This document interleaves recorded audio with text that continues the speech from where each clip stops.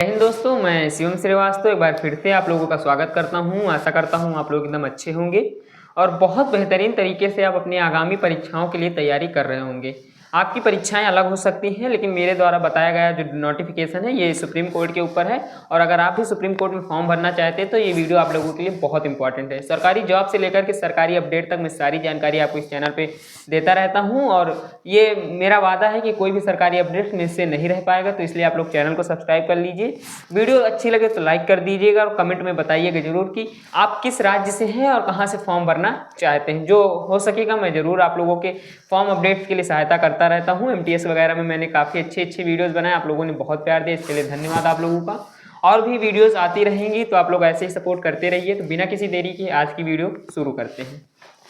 Supreme court में जो भर्ती आई थी वो सुप्रीम कोर्ट भर्ती 2025 की है। 2025 यानी कि 2024 का अंतिम साल चल रहा, अंतिम महीना चल रहा है और अंतिम माह में इसकी जो है एग्जाम नहीं होंगे, बाकी सारा कुछ अंतिम माह में कर दिया जाएगा। पद के प्रकार बात करूं तो senior personal assistant, senior assistant और कोर्ट मास्टर, 3 तरह के पद हैं। तीनों तरह के पद पे मैं चर्चा करूंगा। सिलेबस वगैरह मैं आप लोगों को पूरा बताऊंगा, सिलेबस में कोई भी प्रकार की छूट नहीं, पूरा मैं आप लोगों को विधिवत बताऊंगा। लोकेशन की बात करूं तो संपूर्ण भारत है, जहां जहां सुप्रीम कोर्ट है आप वहां फॉर्म भर सकते हैं। एक मिनट, सुप्रीम कोर्ट एक ही, हाँ ठीक है। स्टार्ट डेट की अगर मैं बात करूं आप लोगों से तो स्टार्ट डेट की अगर मैं बात करूं तो 4 दिसंबर से आप लोगों के फॉर्म स्टार्ट है। तो यानी आज से आप फॉर्म भर सकते हैं और आज से ही अभी से तुरंत मैं लिंक डिस्क्रिप्शन बॉक्स में डलवा दूंगा, तो तुरंत वहीं से जाकर आप लोग भर सकते हैं। लेकिन पहले पूरा डिटेल फीस वगैरह जान लीजिए, बाद में कोई दिक्कत ना रहे। इंड डेट की बात करूँ तो 25 दिसंबर से फॉर्म भरना बंद हो जाएंगे, ठीक है, क्योंकि बहुत कम समय दिया गया है। मैं कहता हूँ एक दिन बहुत होता है फॉर्म भरने के लिए। मैंने बहुत एनटीपीसी, आरआरबी एनटीपीसी का फॉर्म भी लास्ट डेट भरा है और आज क्योंकि मुझे पहले से नहीं भी पता होता है, फॉर्म भरना है, मूड बनता रहता है, कभी बनता है कभी नहीं, लेकिन लास्ट दिन एकदम बन जाता तो मैं तुरंत फॉर्म भर देता हूँ। एग्ज़ाम डेट की तो अभी कोई गुंजाइश नहीं है, लेकिन ये कह सकता हूँ जनवरी से फरवरी के बीच में आपके एग्ज़ाम होंगे। एग्ज़ाम अच्छे खासे होते हैं, 4 स्टेप में एग्जाम होता है। सबसे पहले रिटेन, फिर डॉक्यूमेंट, फिर इंटरव्यू, फिर डॉक्यूमेंट, फिर मेडिकल, फिर स्किल टेस्ट, तमाम तरह के स्टेप्स आते हैं। उसके बाद आप लोगों का सिलेक्शन होता है, क्योंकि सुप्रीम कोर्ट में काम करना है, कोई छोटी मोटी संस्था नहीं है, भारत का सर्वोच्च न्यायालय है। सैलरी की बात करूँ तो मिनिमम सैलरी यहाँ पे 44,000 है। स्टार्टिंग की ही मिनिमम सैलरी 67,000 है, ठीक है। तो यानी कि आपके स्टार्टिंग लगभग 50,000 के आसपास से होने वाली है, जो कि एक अच्छी खासी सैलरी मानी जा सकती है। सिलेबस के ऊपर बाद में बात करूंगा, सबसे पहले मैं आप लोगों को पद बता देता हूं। तो टोटल पद यहाँ पे 107 हैं, ठीक है, टोटल 107 पद हैं और पदों में डिस्ट्रीब्यूशन किया गया है। क्या डिस्ट्रीब्यूशन हुआ वो मैं भी बता दे रहा हूँ, ठीक है। यहाँ पे जो एसपीए है इसके 33 पद हैं और एसए यानी सीनियर असिस्टेंट के जो पीए के जो पद हैं वो हैं 43 पद। अब आप कहेंगे 43 तो 3 3 6 6 4 3 7, ठीक है। अब उसके बाद जो यहाँ पर आता है मास्टर, उसके 31 पद हैं। तो पदों का विवरण भी मैंने आप लोगों को पूरा बता दिया है। मैं चाहता तो एक ब्रेकआउट बना के, बॉक्स बना के भरता, उतना टाइम वेस्ट नहीं करना चाहता, इसलिए शॉर्ट तरीके से आप लोगों को जानकारी देता रहता हूँ, ठीक है। क्वालिफिकेशंस की बात करूँ तो यहाँ पे मैंने अभी कोई ब्रेकआउट वैसा नहीं बनाया है। मैं 1 मिनट, आप लोगों के लिए क्वालिफिकेशन बहुत ज़रूरी होती है, फिर बाद में आप लोगों को सिलेबस भी बताऊँगा।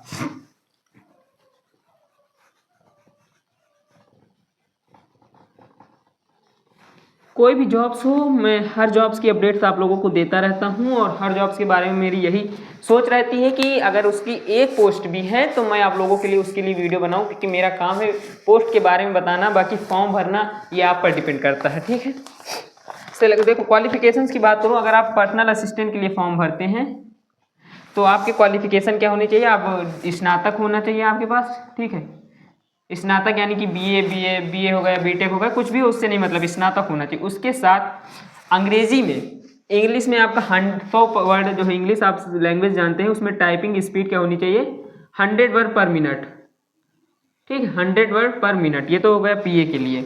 अब यहाँ पे आता है एसपीए के लिए, ठीक है। एसपीए के लिए अगर मैं बात करूँ आपको, तो एसपीए के लिए यहाँ पर सेम टू सेम सब कुछ होगा, लेकिन 100 की बजाय 110 वर्ड पर मिनट यहाँ पे हो जाएगा, ठीक है।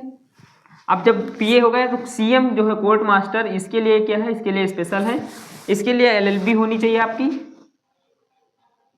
प्लस में आप लोगों के पास इंग्लिश में 120 का होना चाहिए, ठीक है। इंग्लिश में 120 वर्ड पर मिनट होने चाहिए। तो ये है इनका क्वालिफिकेशन मैंने अच्छे से आप लोगों को समझा दिया है। सिलेबस मैं आप लोगों को बता देता हूँ। सिलेबस में अगर मैं बताऊँ तो आप लोगों को एग्जाम जब रिटन होगा तो उसमें 100 क्वेश्चन आप लोगों को देखने को मिलेंगे, ठीक है। 100 क्वेश्चन पूरे देखने को मिलेंगे, जिसमें से 50 क्वेश्चन तो केवल इंग्लिश के होंगे। तो मैं दावे के साथ कह सकता हूँ इंग्लिश से ही कट ऑफ बनेगी। और इंग्लिश अगर आपकी वीक स्ट्रांग है तो आप ये एग्ज़ाम निकाल सकते हैं। और इंग्लिश स्ट्रांग के लिए मेरे पास बुक्स की पीडीएफ्स अवेलेबल हैं। कोई भी बुक्स हो, आप सिर्फ बुक्स का नाम बताइए, बुक्स का मतलब कि लेखक का नाम बताइए, मैं पूरी कोशिश करूंगा आप लोगों के लिए पीडीएफ लाने की। लेकिन उसके लिए रिक्वेस्ट है, किसी प्रकार की वो जोर ज़बरदस्ती नहीं है। अगर आपको वीडियो अच्छी लगे तो चैनल को जरूर सब्सक्राइब कर देना और वीडियो को लाइक कर देना। बहुत जल्द मैं इन सबकी पीडीएफ को लेकर मैं आप लोगों के समझ आऊँगा, ठीक है। 50 इंग्लिश के हो गए। उसके बाद जो जनरल एप्टीट्यूड एक लैंग्वेज होता है, मतलब सब्जेक्ट होता है जनरल एप्टीट्यूड, आप लोग समझते होंगे। मुझे तो नहीं पता इस सब्जेक्ट के बारे में, क्योंकि मैं GK, GS, English, math in सब चीज़ों को ज़्यादा पढ़ता हूँ। इसके 15 क्वेश्चन आएंगे, ठीक है। कितने आएंगे? 15 क्वेश्चन। उसके बाद जो एक लॉ का बेसिक नॉलेज से 10 क्वेश्चन आएंगे आपके। जरूरी नहीं है आपके पास एलएलबी हो, बेसिक नॉलेज होनी चाहिए। बेसिक नॉलेज आप जब पॉलिटी पढ़ते हैं तो उसमें भी आप लोगों को मिल जाती है। तो यहाँ से जो क्वेश्चन आएंगे वो 25 आएंगे। तो 50, 15, 65, 25 आपके हो गए 90। अब जो 10 क्वेश्चन है वो जीके से आएंगे, ठीक है। जीके वगैरह की सारी इंपॉर्टेंट क्वेश्चन की सीरीज मेरे पास पड़ी हुई है पीडीएफ के रूप में। अगर आप लोग कहेंगे तो मैं डाल दूंगा, ठीक है। 10। तो ये तो हो गया इनका सिलेबस के बाद अब कुछ चीज़ें जैसे सिलेक्शन प्रोसेस वगैरह बचता है, और एक दो टॉपिक जैसे डॉक्यूमेंट वेरिफिकेशन, डॉक्यूमेंट वगैरह बचता है, तो उसको भी मैं आप लोगों को समझा देता हूँ। बात करते हैं अगर मैं सिलेक्शन प्रोसेस की, सबसे इम्पॉर्टेंट टॉपिक यही होता है आप लोगों का, क्योंकि जब यही नहीं पता होगा तो फिर आप कैसे फॉर्म को भरेंगे, क्या करेंगे। देखो, सबसे पहले मैंने कहा जब रिटन का, तो सबसे पहले रिटन होगा आप लोगों का। रिटन में जब आप क्वालिफाई करेंगे तो लगभग 70% बच्चों को इसमें इंटरव्यू के लिए बुलाया जाएगा, ठीक है। क्या बुलाया जाएगा? इंटरव्यू के लिए नहीं, रिटन होगा। उसके बाद आप लोगों का स्किल टेस्ट होगा, जो आप लोगों से मैंने कहा 100 वर्ड, 110 वर्ड, 120 वर्ड, तो ये स्किल टेस्ट के अंतर्गत आता है। तो स्किल टेस्ट होगा, उसके बाद आप लोगों का इंटरव्यू होगा।